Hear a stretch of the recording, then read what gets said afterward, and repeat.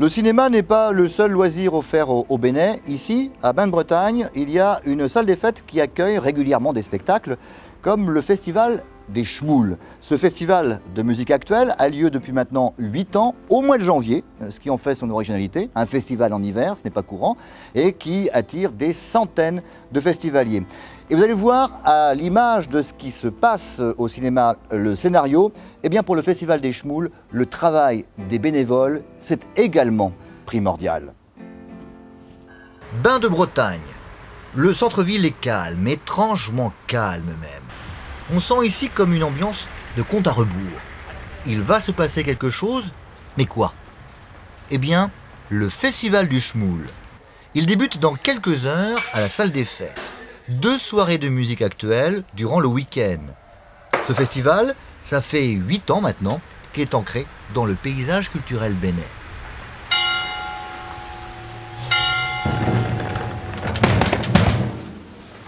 L'an dernier, 1300 personnes ont découvert quelques têtes d'affiche entendues au cours de l'année sur des radios telles que le Move, des têtes d'affiche associées à des groupes régionaux dénichés par les bénévoles de l'association lors de concerts dans des petites salles ou des bars rennais.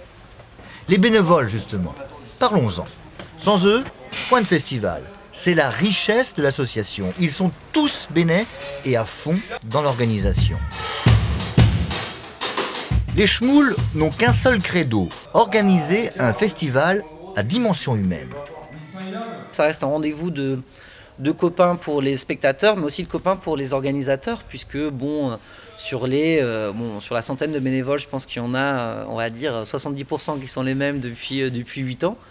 Donc les organisateurs vieillissent un petit peu, mais tout le monde reprend son week-end sans enfants pour revivre un week-end un peu de célibataire parfois.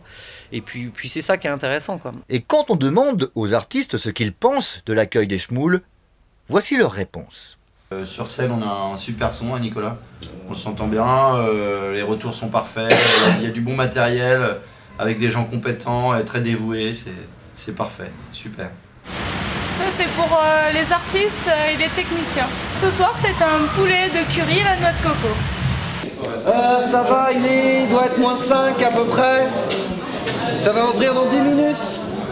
Donc dans 10 minutes, les gens ont leur premier tour. Donc on fait comme hier, hein, ça a pas mal marché, ça tourne, les gens se relaient. Pas de soucis, fin des ventes de tickets 1h15, fin des bars 1h30. On nous fait pas dans 5 minutes. Bonne chance.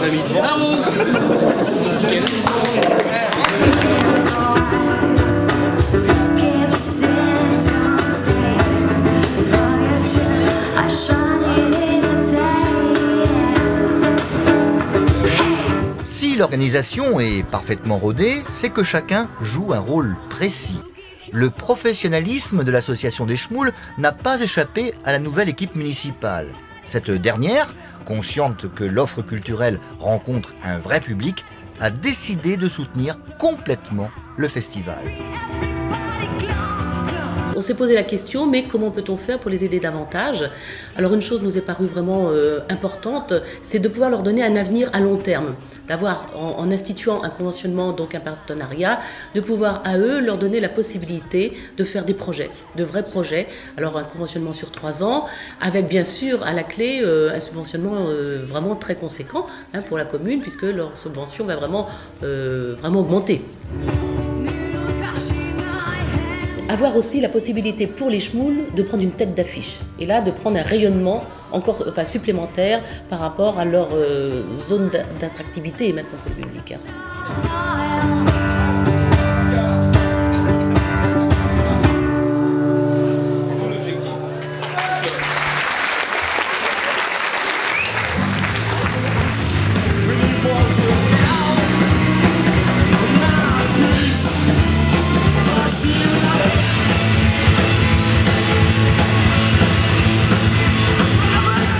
Ce partenariat, assorti d'une subvention municipale conséquente, devra donc permettre à l'association de passer à la vitesse supérieure en termes de programmation. Il faut dire que les Schmoules n'ont pas choisi la facilité. Organiser un festival en plein hiver, il faut être d'irréductibles bretons pour y croire.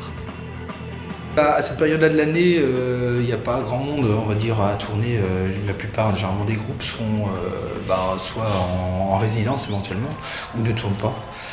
Donc après, ça fait forcément un choix artistique qui est déjà un petit peu plus restreint. Mais d'un autre côté, ça peut être aussi un avantage parce qu'on arrive quand même aussi à voir des groupes qui ont vraiment aussi envie de tourner à cette période-là. Et bon, après, moyennant négociation, on arrive aussi à trouver aussi que ça rentre dans le budget artistique. Voilà. Rendez-vous donc en 2010 pour la 9e édition du festival.